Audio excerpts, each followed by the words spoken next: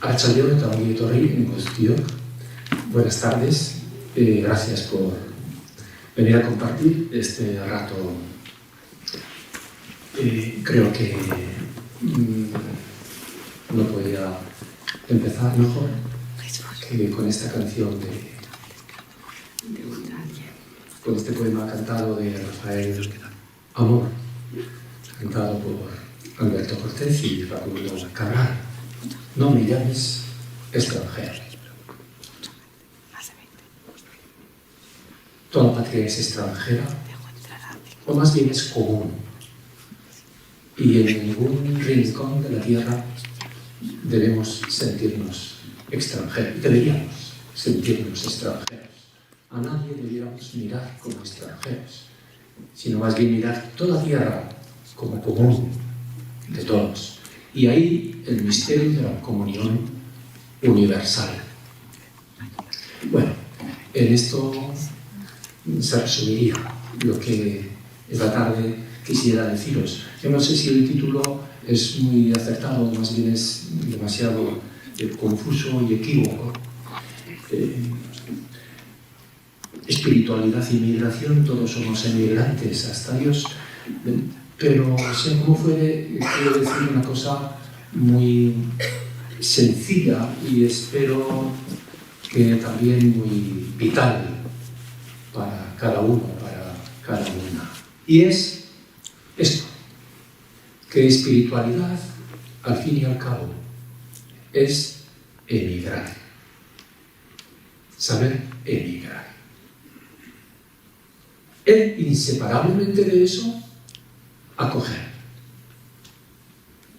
al que llamamos emigrante o al que ha dejado su tierra, al que busca una tierra donde vivir, sentirse humano, sentirse viviente. Espiritualidad, pues, emigrar, vivir saliendo y vivir en acogida profunda del que viene a nuestro encuentro, de tierras lejanas, desconocidas. Espiritualidad es salir de sí y encontrarse con el otro y encontrarse a la vez consigo mismo en el otro, en la otra. Es un mismo movimiento, el de salir y acoger. Quien se realiza saliendo de sí necesariamente se abre para acoger y a la inversa. Desapropiarse, pues, de la tierra particular que llamamos propia para ser en la tierra común de todos. La tierra común que somos. Bien, en una primera parte voy a presentar las tres figuras que se pueden llamar emblemáticas de toda la Biblia y también figuras emblemáticas de lo que se puede llamar espiritualidad de la migración. Espiritualidad de la migración. Abraham, Moisés y Jesús. Testigos de esta espiritualidad migrante, espiritualidad de la migración, es decir, una manera de mirar, de escuchar, de hacer silencio, de vivir, de tratar, de relacionarse, de ser.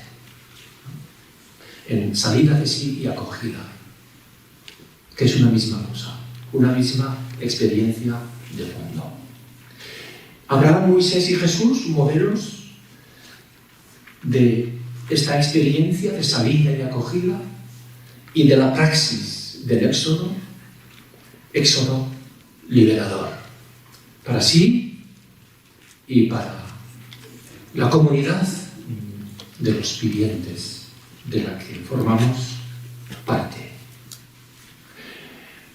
En especial para nosotros, para mí y para muchas o algunos de vosotros, Jesús.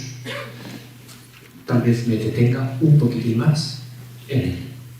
Jesús, que para la tradición cristiana es aquel que nos acompaña y nos precede en el camino de esa realización espiritual hecha inseparablemente de salir, de éxodo y de apertura, de acogida.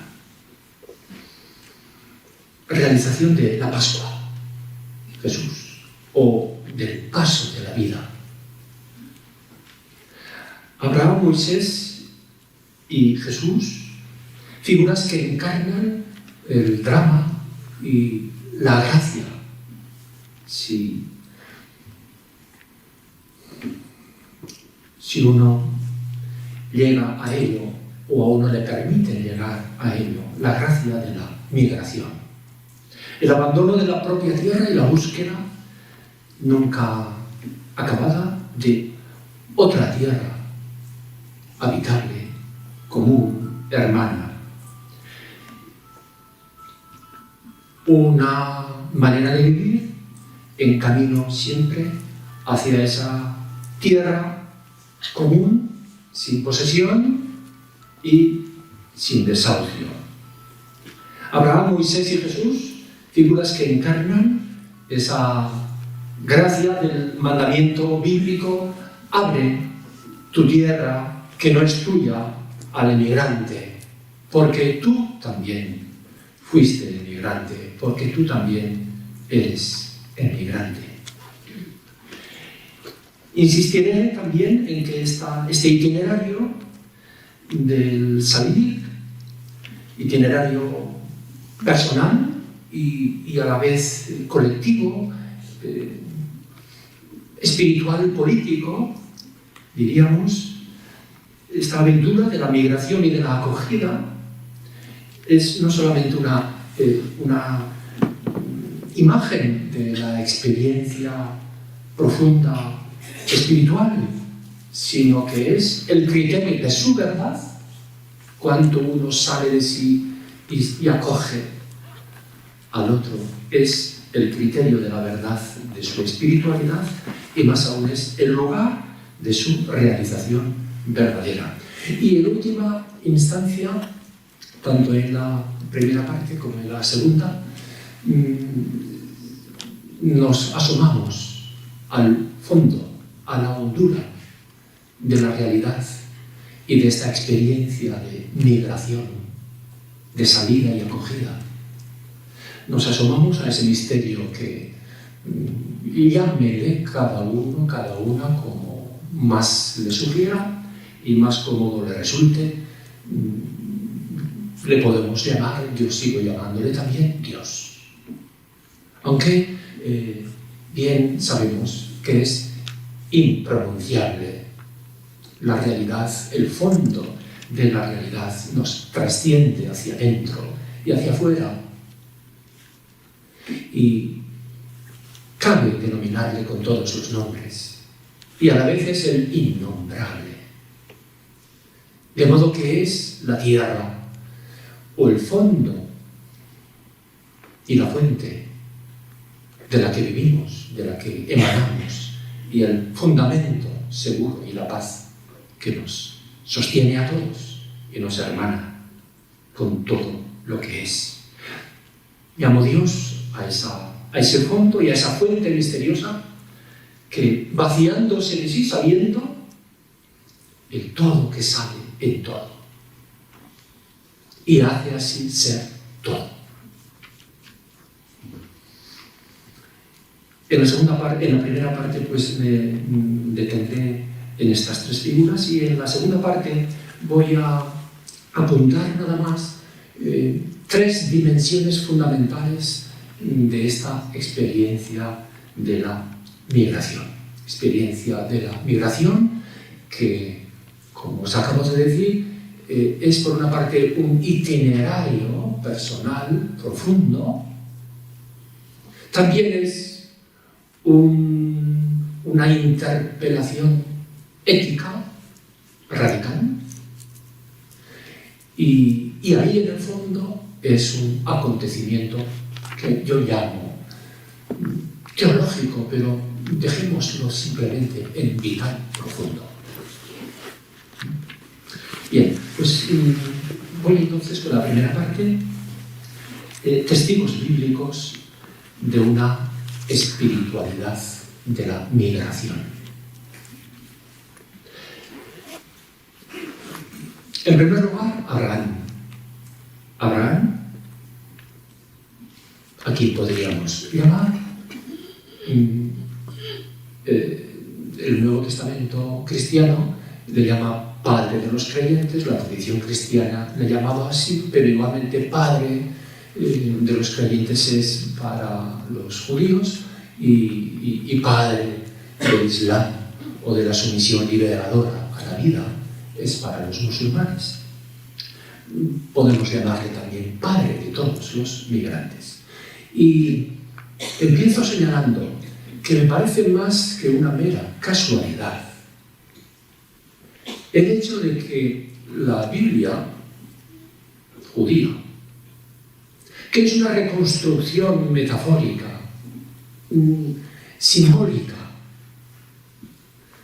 mítica en el mejor y más pleno sentido de la palabra, es una reconstrucción de la historia de Israel, pero al igual que todos los mitos, se puede extender su sentido a toda la humanidad, ¿no?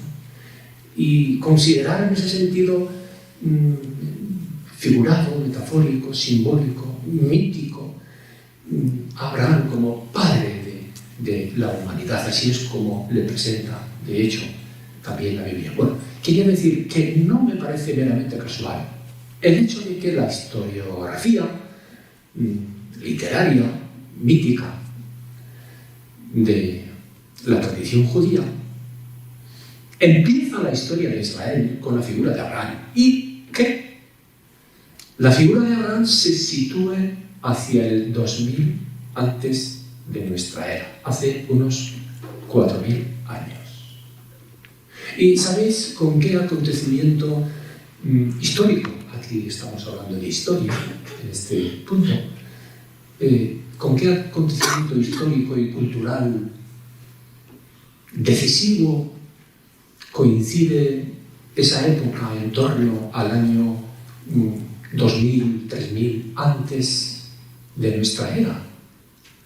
Pues coincide con la migración de las tribus llamadas kurgans o, bueno, ya en esta época más bien arias, cuyo origen se ubica más o menos en el Cáucaso y emigran en todos los sentidos, hacia el norte de Europa y hacia el sur hasta el Mediterráneo, por un lado, y hacia el extremo occidental de Europa y hacia el este, hasta la India. Bueno, pues esa es la época de las migraciones arias, que es donde se están constituyendo lo que van a ser directamente las lenguas llamadas indoeuropeas, las culturas indoeuropeas, desde la India y el sánscrito hasta el español, el portugués, el inglés y todas las lenguas de Europa, salvo el euskera y el fino húngaro. Bueno, y es otra migración que tiene también lugar en esa misma época de las tribus semitas desde el sur de Arabia hacia el Oriente Medio y un poco más al norte. Toda todo el territorio ocupado por las poblaciones semíticas, no solo árabes. Bueno, pues ahí es donde la Biblia ubica a Abraham. Abraham es una figura imaginada, es una figura mitológica, ¿no?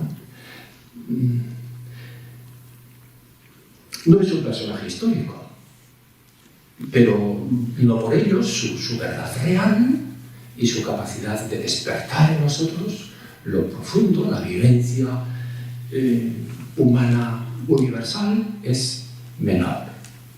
Y su verdad espiritual es menor. No.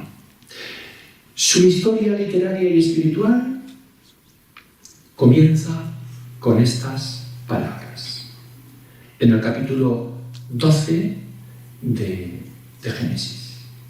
Dios dijo a Abraham: sal de tu tierra nativa y de la casa de tu padre a la tierra que te mostraré. Y 3 versículos más adelante se dice: Abraham marchó como le había dicho Dios. Abraham todavía no es ni siquiera Abraham. Abraham. Llegará a ser Abraham, es decir, padre de todos los pueblos, o de una multitud de pueblos. Llegará a ser padre de esa multitud de pueblos de la que formamos parte nosotros, en hermandad y sororidad universal. Llegará a serlo a través de su itinerario de migrante, a través de su aventura geográfico-espiritual migratoria. Saúl, con esta orden tajante empieza su historia. Deja tu tierra, o deja de considerarla tuya. Deja tu lengua, deja tu familia, deja tu cultura. No tienes por qué dejar nada, pero no te apropies de nada. Deja y ábrete a nuevas tierras, a nuevas gentes, a nuevas culturas, a nuevas lenguas, a nuevas espiritualidades. Vive en camino, comparte, sal y acoge. Hacia la tierra que te mostraré, la tierra del futuro, la tierra que esperamos, la tierra de la promesa. Promesa a Abraham, como dirían los judíos hoy: esta tierra nos pertenece porque hace 4000 años Dios se la prometió a Abraham. No estamos ahí. No tiene nada que ver. Eso es negar el significado, el sentido profundo de este itinerario humano espiritual del que Abraham es testigo. Hacia la tierra que te mostraré. Todo apunta a ese futuro nuevo. Y Abraham camina hacia ese futuro que él tiene que crear y en cuya creación seguimos nosotros, nosotras.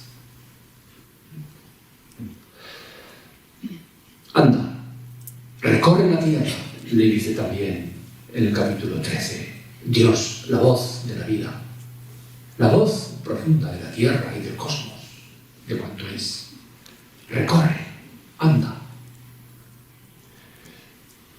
Y expresiones que se repiten una y otra vez, que están en esta misma onda. Abraham marchó. Abraham plantó su tienda. 12:8. Alzó la tienda nómada, tienda de transeúntes, tienda provisional, tienda donde se hace sitio al que no tiene cobijo. Alzó la tienda, 13:18. Se trasladó por etapas, también se repite esta expresión. 12:9. por ejemplo. Residió como emigrante, llama la atención cuántas veces en la historia de Abraham, cada vez que llega a un sitio se dice, y allí vivió como emigrante, sin apropiarse de la tierra, pero fue acogido en esa tierra y nadie es sin que alguien le haya acogido, sin que alguien le haya abierto un trocito de tierra para sentirse realmente tierra animada, arcilla, viviente. Residió como emigrante o como extranjero, se puede traducir, pero sin que nadie le mire como extranjero. No me llames extranjero. Bien, pues por eso se entiende que en el credo judío, muy posterior, por supuesto, que los judíos recitaban al ofrecer en su santuario las ofrendas a Dios, decían, los judíos decían, los creyentes que presentaban sus ofrendas, decían, empezaban su credo diciendo, mi padre era un arameo errante. Porque Abraham viene de Ur, de Caldea, que está al sur de Bagdad, cerquita de la desembocadura del Éufrates. De modo que, ¿de dónde es Abraham? Y nos podremos preguntar luego, ¿de dónde es Moisés? Y nos podremos preguntar luego, ¿y de dónde es Jesús? ¿Y yo de dónde soy? ¿Y tú de dónde eres? Abraham nos representa también. Abraham es un iraquí. Abraham es un iraquí. Pero un iraquí que no se reafirma y no se encierra en su identidad iraquí, podríamos decir, sino que sale. Y es acogido. Y acoge en su seno, el seno de Abraham, donde caben todos. Abraham, pues, es un migrante. Y la figura, tal vez la figura por antonomasia en la Biblia del migrante. Y en esta historia de Abraham, ¿qué es lo que aparece en el fondo? En esa invitación que tiene un tono de orden tajante, sal, y que le conduce de una tierra a otra, de la misma tierra de un lado a otro,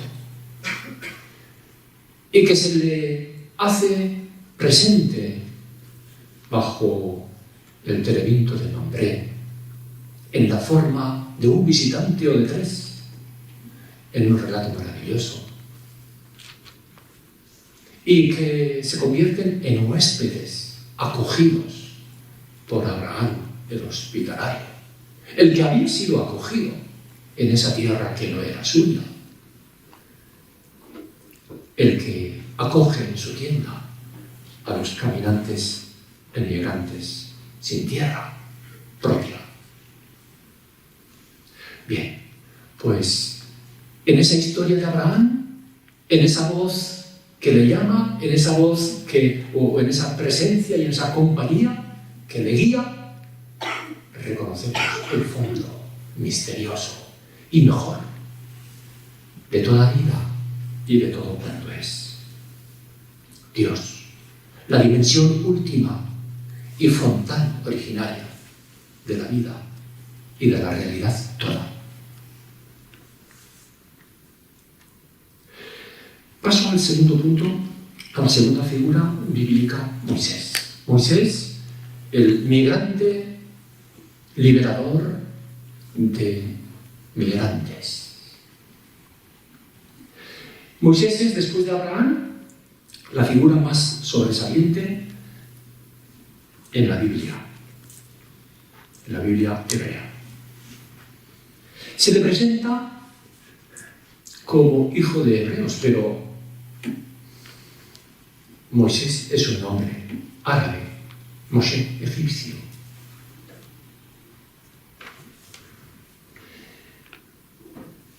hijo de hebreos, un pueblo de migrantes cuya historia se reconstruye en esas antigüedades bíblicas, como la historia de Abraham y de su descendiente Isaac, los patriarcas Isaac, Jacob, José, y de las matriarcas Sara, Rebeca, Lía, Raquel, que en un momento determinado de hambre y de aprieto, de estrechura, han de dejar su tierra en busca de pan y van a Egipto. Y allí son aplastados por el poder imperial del faraón. Moisés, el rescatado de las aguas y que se convertirá en el liberador, el rescatador. Rescatado de las aguas, detalle, si queréis leer luego la historia del capítulo 1 y 2 del Éxodo, veréis cómo Moisés es salvado de las aguas gracias a la complicidad de unas mujeres infractoras de la ley del faraón. Y Moisés, el salvado, se convierte en el liberado. Y al igual que la historia de Abraham, la historia de Moisés empieza también, curiosa coincidencia, no es casualidad, empieza con el verbo salir y nos narran cinco salidas de Moisés en los capítulos 3 y siguientes. Primera salida, dice el texto, Éxodo 2:11, Moisés creció, salió donde estaban sus hermanos y los encontró transportando cargas. Sale y ¿con qué se encuentra? Con sus hermanos que transportan cargas para construir pirámides, palacios al servicio del emperador. Y, ¿sabéis? Conocéis la historia, mata a un maltratador de sus hermanos, lo entierra en la arena y se va. Esa es la primera salida. Segunda salida. Vuelve al día siguiente a donde sus hermanos, dice el texto. Al día siguiente salió, otra vez salió. Y encontró a 2 hebreos riñendo. Sale de nuevo. Antes se había encontrado con sus hermanos oprimidos, ahora se encuentra con sus hermanos enfrentados. Y les toma cuentas. ¿Por qué reñís? Sois hermanos. Y uno de ellos le dice, ¿y tú quién eres para tomarnos cuentas? ¿Acaso nos vas a matar también a nosotros como ayer al egipcio? Cuando Moisés se entera de que ha trascendido la noticia de que él ha matado a un egipcio, huye. Pero la segunda salida es cuando sale de nuevo a ver a sus hermanos. Tercera salida es la huida.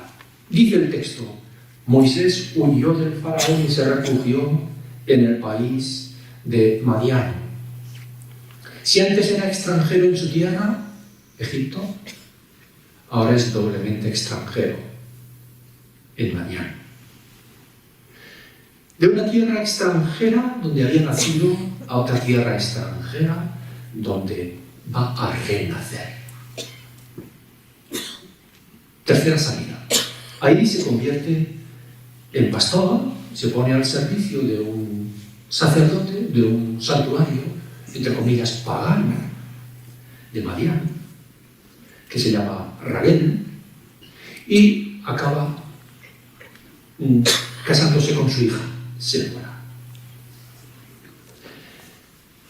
Y dice el texto, ella, Séfora, dio a luz y Moisés llamó a su hijo Gersón. ¿Qué significa? soy emigrante en tierra extranjera. Su hijo es emigrante en tierra extranjera. Pero ya antes su padre lo era también. Y su antepasado, José, y su antepasado, Abraham, etcétera, etcétera, hasta el origen de la especie humana y hasta el origen de la vida y hasta el origen del primado y hasta el origen infinito que es salir de sí. Seguimos con la historia de Moisés.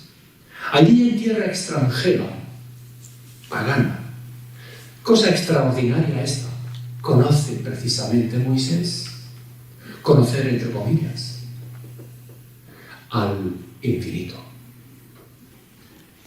En la zarza ardiente se tiene que descalzar y tapar la cara, porque es el invisible, que todo lo hace visible. Es el innombrable que da sentido a todos los nombres, sentido y ser, sentido como ser. Se encuentra ante el misterio del infinito incombustible, sin nombre, que arde en toda realidad, en la zarza, en lo más simple, arde con un fuego que hace ser y no se apaga, que hace ser transformando y haciendo salir cuanto es hacia lo que no es, para que sea lo que no es. Y escucha esas palabras inauditas del infinito. ¿Qué dice el infinito? ¿Qué dice la voz de esta trayectoria vital de Moisés? Dice: he visto la opresión de mi pueblo, he oído sus quejas, me he fijado en sus sufrimientos y he bajado a liberarlos. Y ahora, anda, que te envío al faraón para que saques a mi pueblo. Allí se le reveló a Moisés el nombre propio del indecible, del innombrable, en forma de tetragrama que nadie puede pronunciar. Soy el que soy. Que se puede traducir como soy el que da ser, hace existir. Allí conoció el misterio que todo lo funda y hace ser como misterio de pura salida. Éxodo de sí. Migración liberadora de sí y de los otros. A eso llamamos Dios. A ese misterio de pura salida de sí. Fuente de ser. Ahí renace Moisés. El liberado de las aguas se libera de sí y el liberado de sí se vuelve liberador de los demás. Emigrante acoge y libera, guía, acompaña a los emigrantes en busca de tierra, que son sus propios hermanos, y que será un pueblo, que ha de ser un pueblo sin fronteras. Y no es pueblo descendiente de Abraham y de Moisés el que apela a ellos para seguir la política que imita más el poder del faraón que no la realidad y el misterio del salir, acoger y hacer ser. Ahí se convierte Moisés en profeta de los derechos de los emigrantes. De modo que esa historia de inmigración liberadora va a pasar al código ético fundamental de Israel, precisamente en memoria y en el nombre de Moisés. Dice, no vejarás al emigrante. Conocéis la suerte del emigrante porque emigrantes fuisteis vosotros en Egipto. Emigrantes fuisteis, emigrantes fuimos, emigrantes somos. Nadie nació en la tierra en que vive.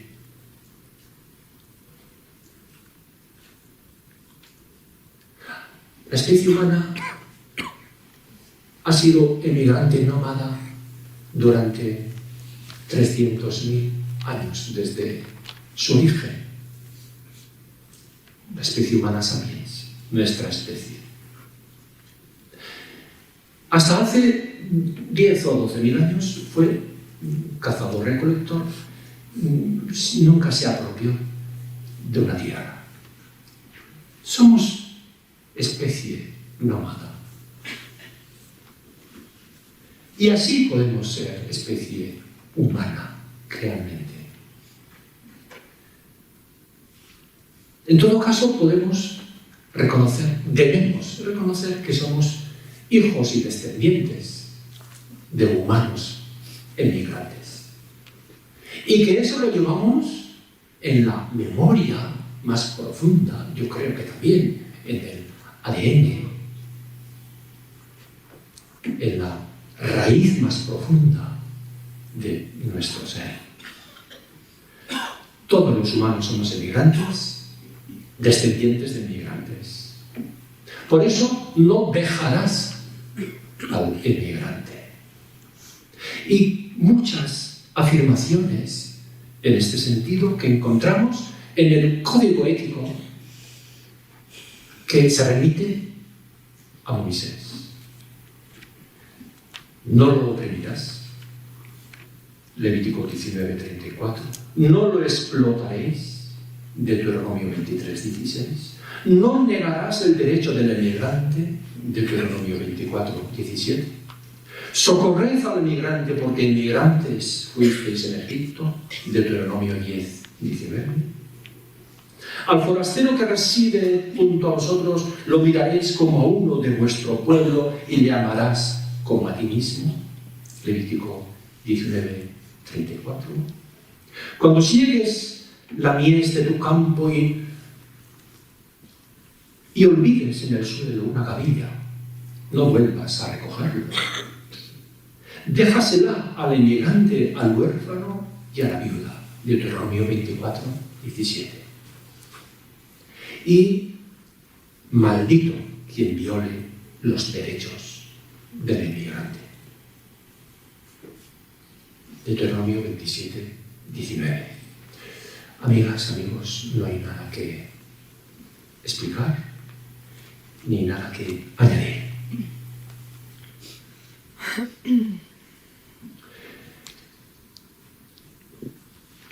Paso a la tercera figura, nuestra figura, Jesús. El profeta de la Pascua. Pascua significa, como sabéis, paso. La vida como paso. Y vivir como paso a la muerte, pero una muerte que es paso a la vida.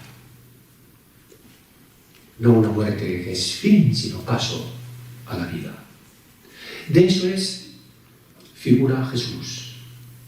El hombre espiritual, el hombre movido por el espíritu de la vida, el espíritu que sopla donde quiere. Lucas resume de esta manera, en los Hechos de los Apóstoles, por boca de Pedro, la vida de Jesús.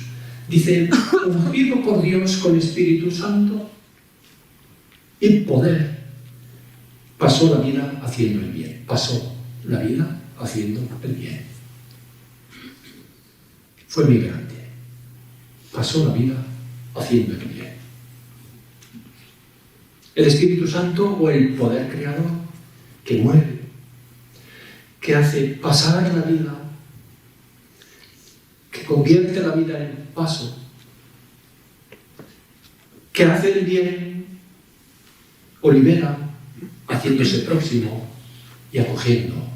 Ese es el espíritu de Jesús. Ese es el Jesús espiritual. Eso es espiritualidad profunda. Jesús fue, subrayan los evangelios, que tampoco son textos históricos, Jesús fue un migrante integral. Vivió una vida itinerante desde el principio.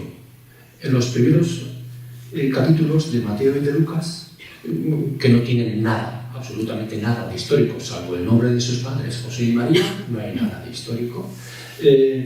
Dicen que nació en Belén, pero eso tampoco es histórico, pero es muy significativo.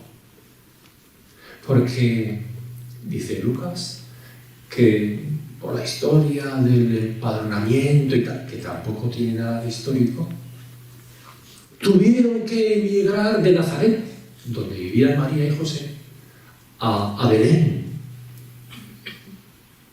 Y allí nació Jesús.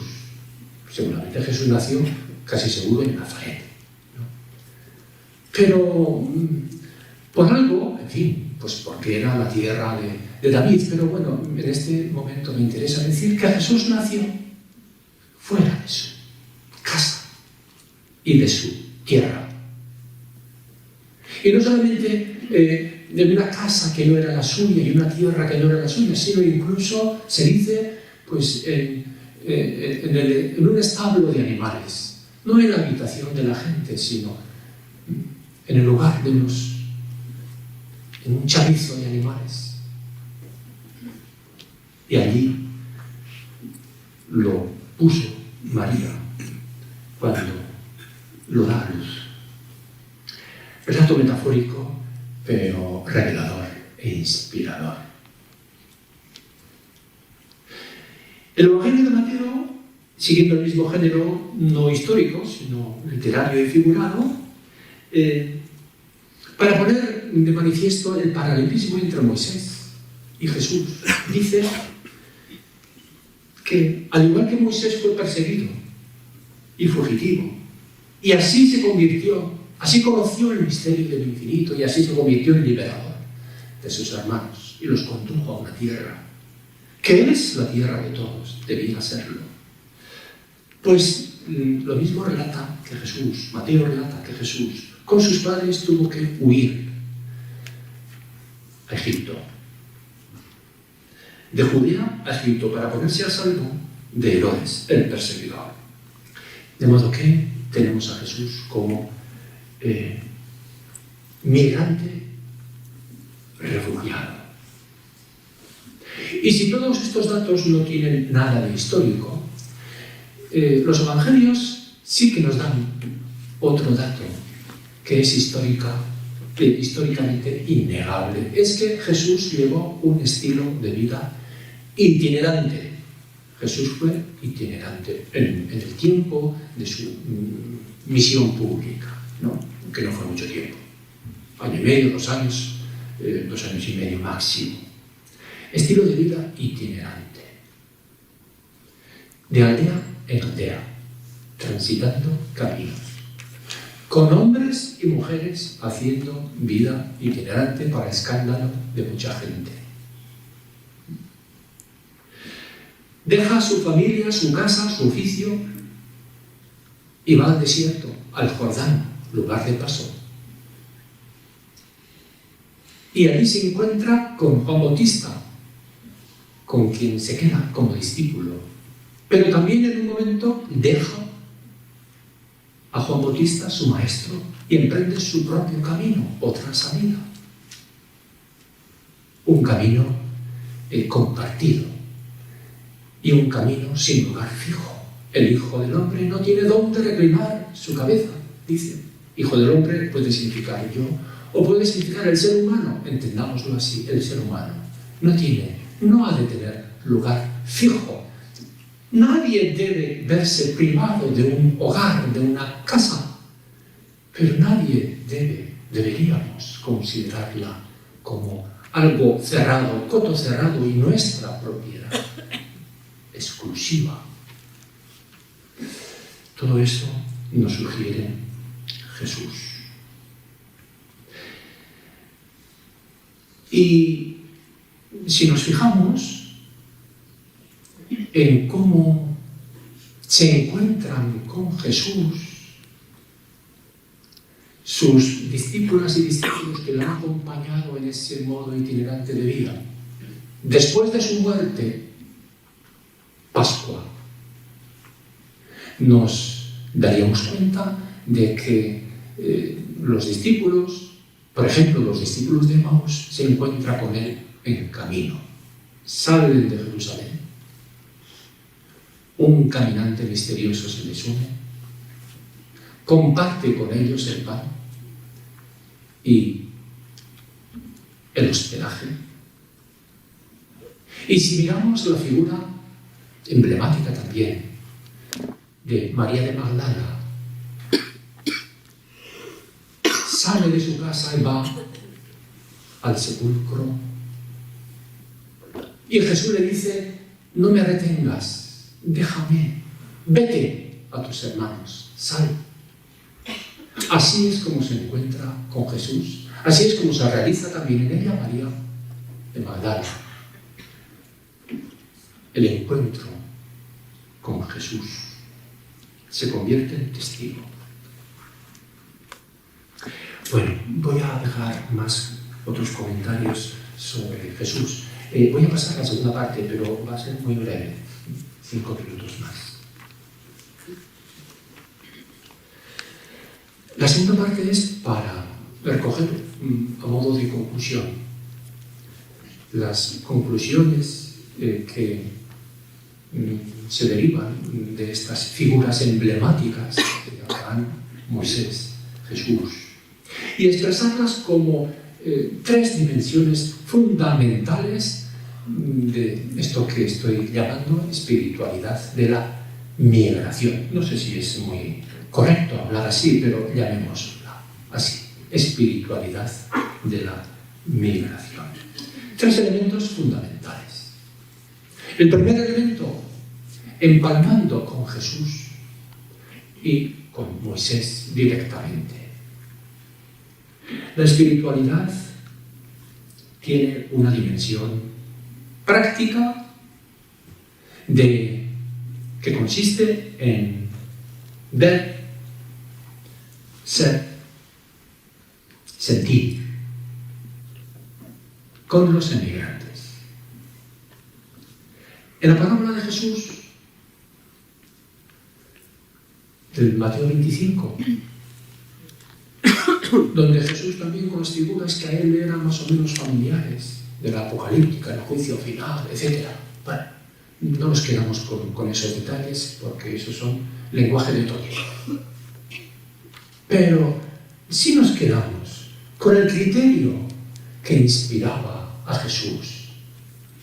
Y es el criterio del comportamiento con el emigrante. Venid benditos de mi Padre, porque fui emigrante y me acogisteis. ¿Cuándo te acogimos? Sí, cuando acogisteis a un emigrante, me acogíais a mí. Y malditos vosotros que me rechazasteis, no me acogisteis. ¿Cuándo no te acogimos? Cuando rechazasteis a los inmigrantes, me rechazabais a mí.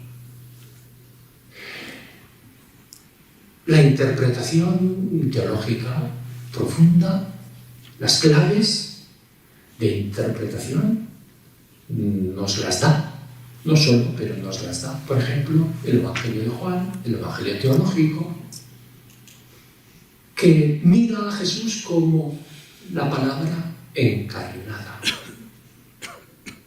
Es decir, la palabra divina, el logos, el sentido ordenador de toda la realidad en la filosofía estoica, o la fuente que hace ser cuanto es, saliendo de sí y convirtiéndose en carne. La palabra se hizo carne y habitó, que significa puso su tienda, su tienda de campaña, entre nosotros. Y dice también en el mismo prólogo Juan que vino a los suyos y los suyos no lo recibieron. Este es el drama. Hemos de convertir en gracia el éxodo, la salida, la migración. En la gracia de la acogida. En la gracia de ver al emigrante, de sentir con él, de ser con él. Reconocer su realidad, no ocultarla.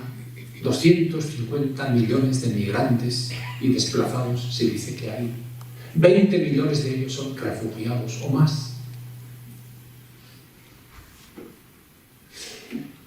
Un mundo profundamente herido por las fronteras y los visados y los papeles y las condiciones y las leyes, los estados. No es la tierra que Jesús soñaba cuando anunciaba el reino de Dios. No habla de reyes, sino de una tierra donde todos podamos ser hermanos libres y podamos compartir una mesa, el pan, y ser compañeros de camino, comensales de la vida. Ver a los inmigrantes. No hay espiritualidad sin reconocer esa realidad y sin entenderla en sus razones. ¿Qué es lo que hace que haya inmigrantes y refugiados? Es un orden injusto.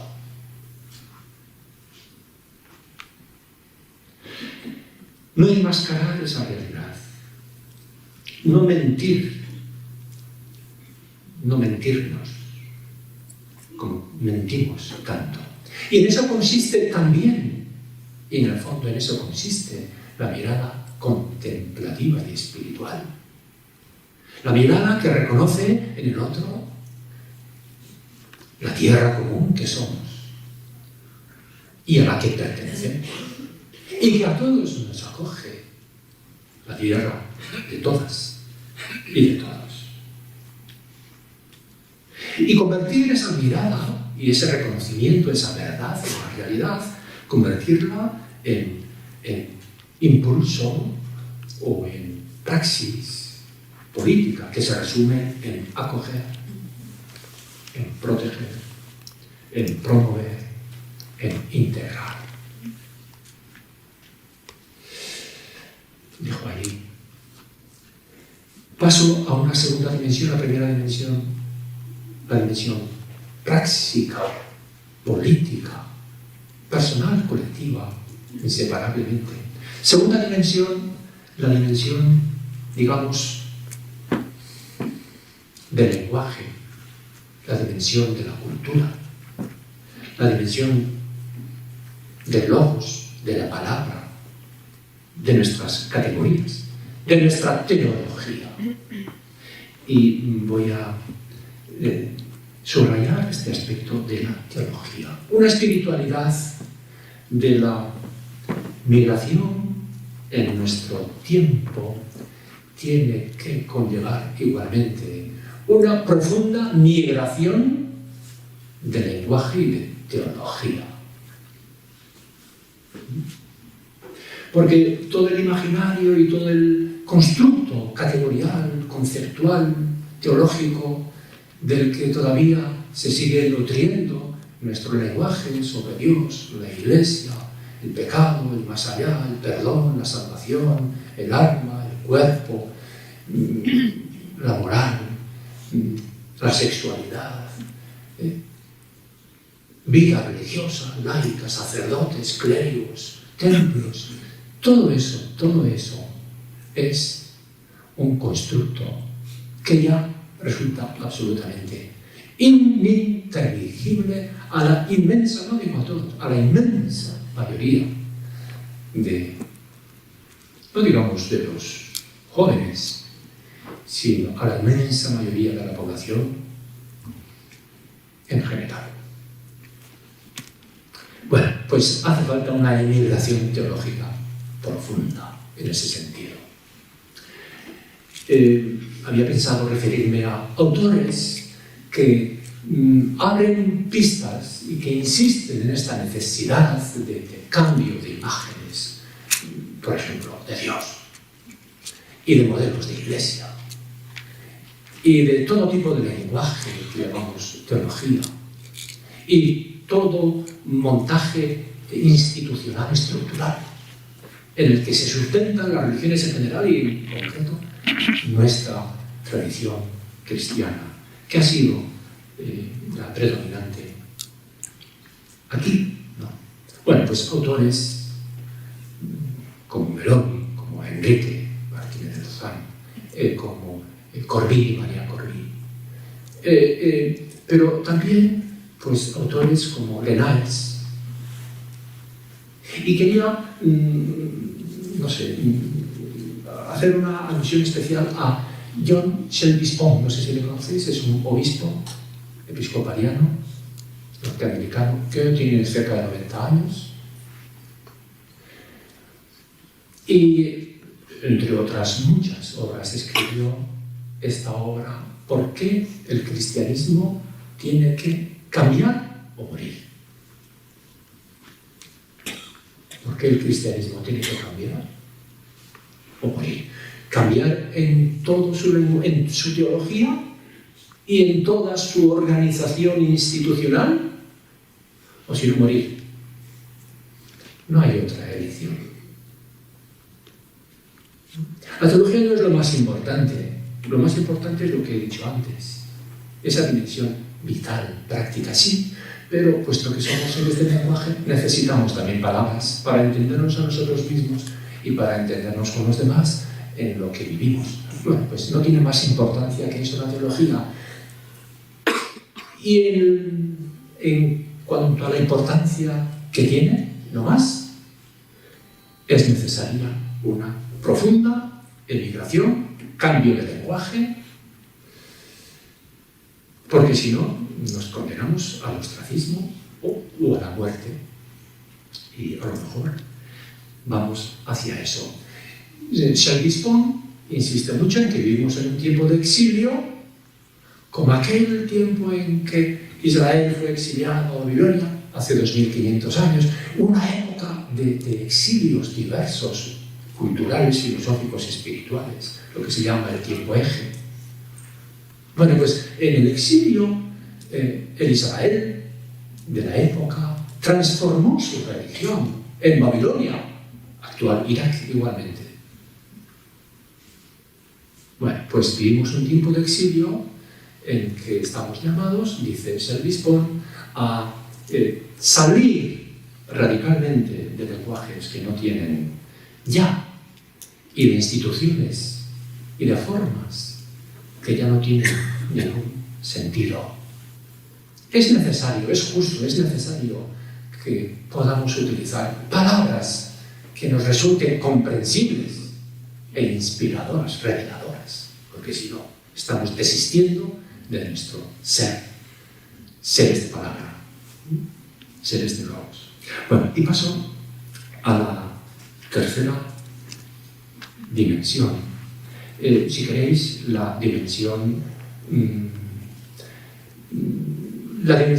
de hondura, la dimensión de utilidad, la dimensión teológica, no, dimensión práctica, dimensión lingüística, dimensión teológica. ¿Qué entendemos por Dios?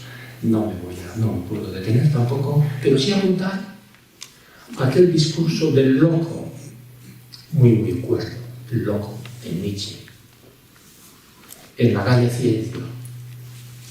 El loco que dice, leo el texto: ¿no habéis oído hablar de ese loco que encendió un farol en pleno día y corrió al mercado gritando sin cesar: busco a Dios, busco a Dios? Como precisamente estaban allí reunidos muchos que no creían en Dios, sus gritos provocaron enormes risotadas. Es que se te ha perdido, decía uno. Se ha perdido como un niño pequeño, decía otro. ¿O se ha escondido? ¿Tiene miedo de nosotros? ¿Se habrá embarcado?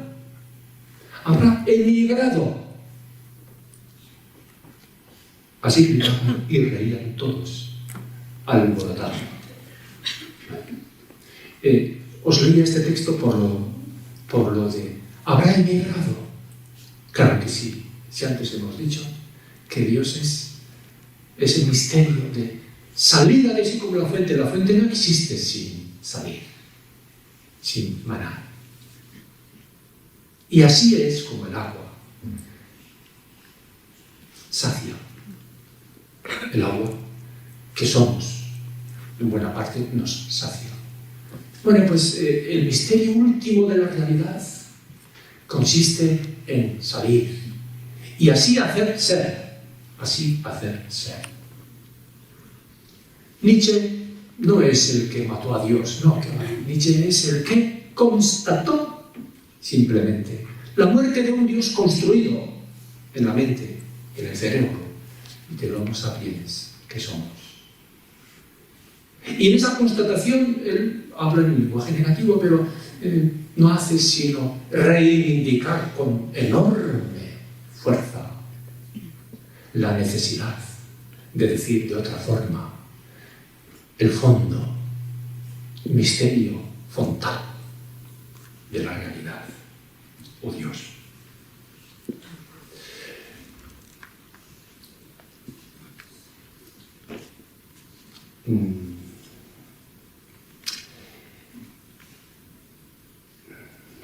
Termino con esta palabra, con esta cita del maestro Eckhart, porque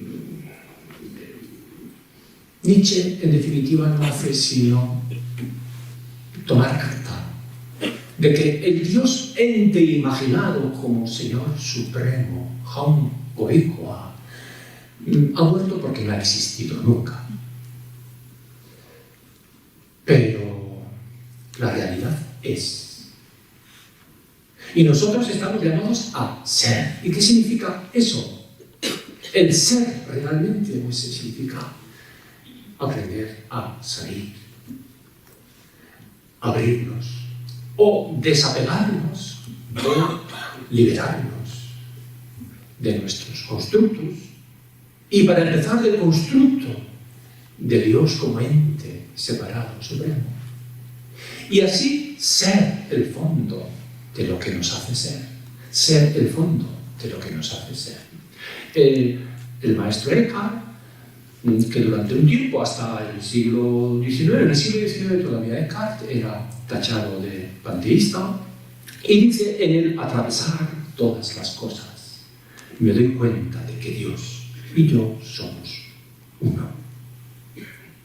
Y también escribe, querido ser humano, ¿en qué te perjudica que permitas a Dios ser Dios en ti? Sal enteramente de ti, por amor de Dios, si queréis, de la vida, del ser. Dios también sale enteramente de sí por amor de ti. Dios sale enteramente de sí por amor de ti. Y otra frase todavía, debo convertirme en Él y Él debe convertirse en mí.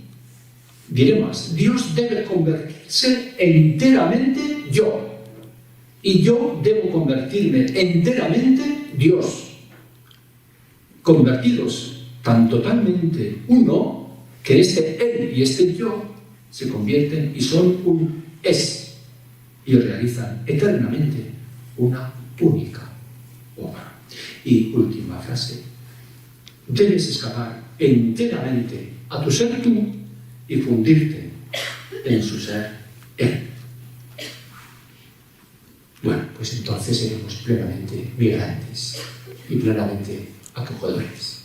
Entonces seremos plenamente ese fondo de la realidad que es éxodo, salida, Pascua. Bueno, perdonadme que me haya prolongado y gracias.